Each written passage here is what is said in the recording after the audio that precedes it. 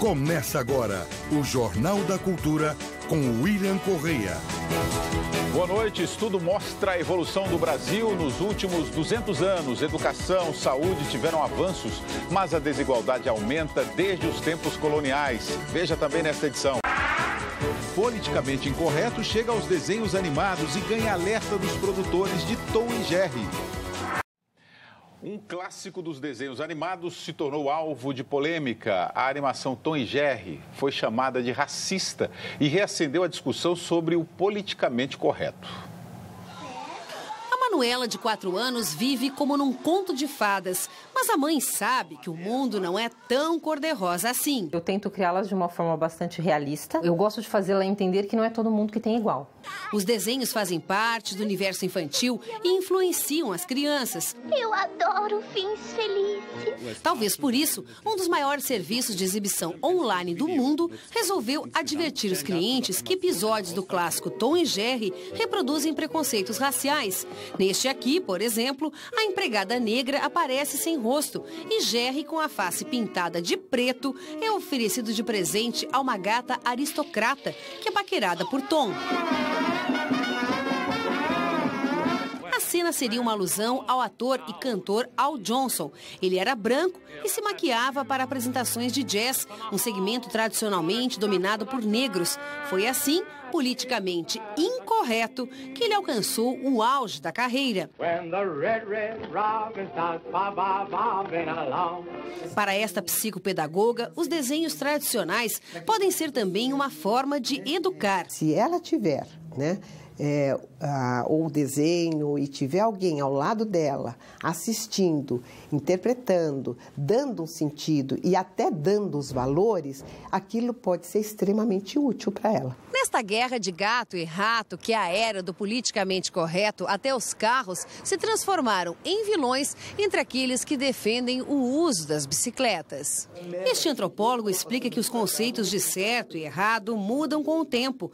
Por isso, a patrulha alterna o alvo. Eu faço vários paralelos com isso. O fumante, né?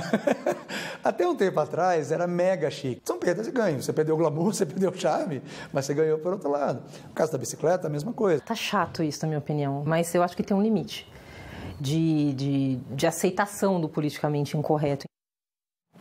Arline, você acha que está tendo exageros dessa questão do politicamente incorreto?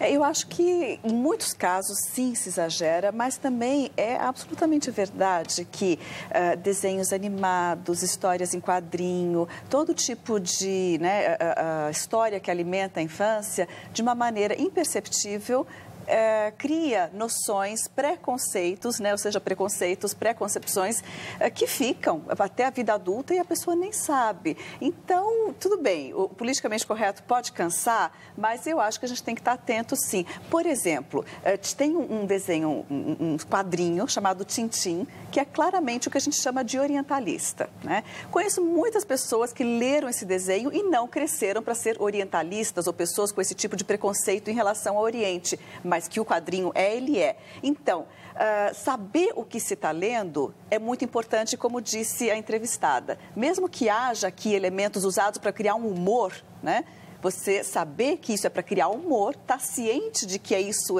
aí já basta. Bom, Dé, será que é isso mesmo? A criança que depois de adulta bate num gato é porque ouviu Atirei o Pau no Gato? Eu acho que não.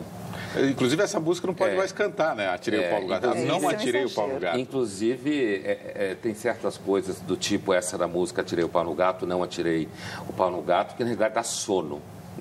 Eu acredito que, sem dúvida, quando você identifica em formas de arte, como você pode identificar em Shakespeare expressões que falam de judeus e falam de turcos, e Macbeth, por exemplo, tem uma passagem que as feiticeiras estão fazendo uma feitiçaria, e aí elas falam de não sei o que, pedaço de nariz de judeu, orelha de turco, quer dizer, e aí, claro, você tem um contexto lá. Agora, se você soltar os politicamente corretos, eles vão querer decepar Shakespeare, eles vão querer proibir. Acho que sim, você pode muito bem, na hora que está discutindo Shakespeare ou qualquer outro, você apontar esse tipo de referência. Inclusive apontar como, no sentido, olha, como hoje a gente está mais cuidadoso com esse tipo de coisa, isso não está certo, certo? Agora, proibir e começar uma perseguição politicamente correto muitas vezes se torna numa ferramenta corporativa institucional para perseguir grupos, inviabilizar trabalhos, atrapalhar a vida de estudantes nas suas pesquisas. Então,